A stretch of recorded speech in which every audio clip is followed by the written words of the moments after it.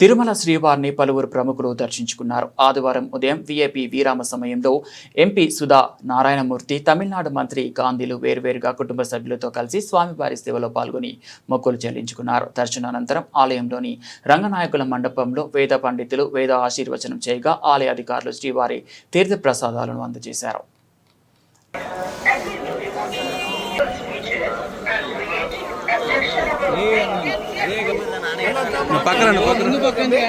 రావాలి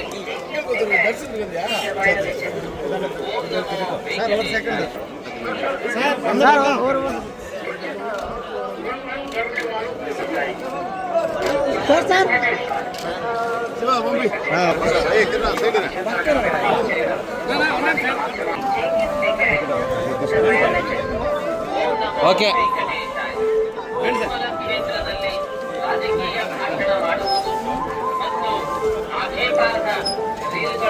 ತಯಾರಿಸಿ